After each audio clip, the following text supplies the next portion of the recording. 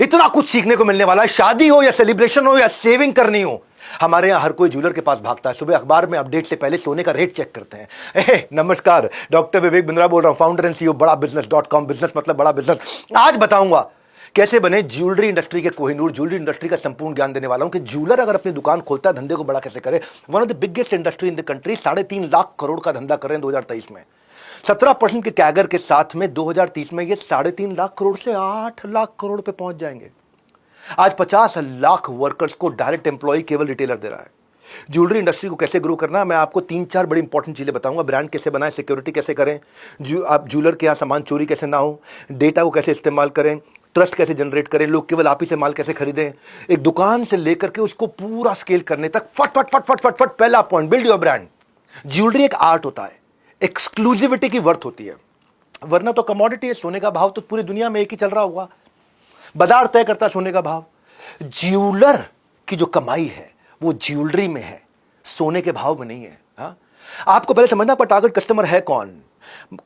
बिल्कुल बजट वाला है, यंग मिडिल ऑफिसर है या वेल सेटल्ड प्रोफेशनल है, बड़ा अमीर आदमी है, घर पे रहने वाला है, कैसे ज्वेलरी इस्तेमाल करता है, आपकी यूएसपी कैसे समझ। विंटेज ज्वेलरी में त्रिभुवन दास भीमजी दावेरी को मानते हैं, फास्ट फैशन ज्वेलरी में जीवा को मानते हैं, अफोर्डेबल ज्वेलरी में कैरेट लेन चलता है, ऑफिस वेयरिंग ज्वेलरी में मिया का नाम बढ़ता जा रहा है, वेडिंग में कल्याण ज्वेलर, फेस्टिव के अंदर तनिष्क, मास और मिडिल क्लास में PP jeweller bye Pawan Gupta. PP jeweller, ये पीसी ज्वेलर नहीं है, पीसी ज्वेलर खत्म हो गया, PP jeweller bye Pawan Gupta, game changer. मास और मिडिल क्लास में गेम चेंज कर दिया पवन गुप्ता ने। अब समझो, जब आप कोई शोरूम खोलते हो, स्ट्रॉन्ग स्टोर विजुअल बड़ी इंपॉर्टेंट चीज है।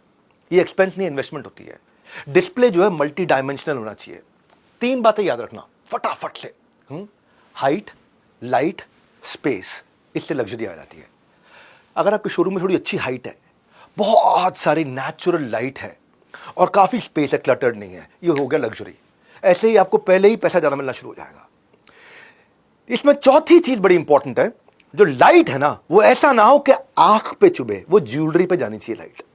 कूल, कंफर्ट और कन्वीनियंस का होना चाहिए। शादी की जब ज्वेलरी आदमी खरीदता है ना, ध्यान देना, याद करना, 3 से 5 घंटा बैठता है शोरूम में, 3 से 5 घंटा, तो उसको कूल, कंफर्ट और कन्वीनियंस देना है। क्योंकि शादी की ज्वेलरी खरीदने जा रहा है, वो एक बार खरीदता, रोज रोज नहीं खरीदता शादी की ज्वेलरी। इसीलिए इसकी जो खूबसूरती बढ़ानी है, उसके लिए आपको इंटीरियर डिजाइनर सेलेक्ट करना है। उसके लिए भी मैं आपको 3 रूल बता देता हूं। भाई साहब, बिजनेस मतलब बड़ा बिजनेस, वो चीजें बताता हूं जो कहीं नहीं मिलेंगी एक साथ, सारी की सारी। 3 चीजें क्या है? टाइम गोल, कॉस्ट गोल, स्कोप गोल।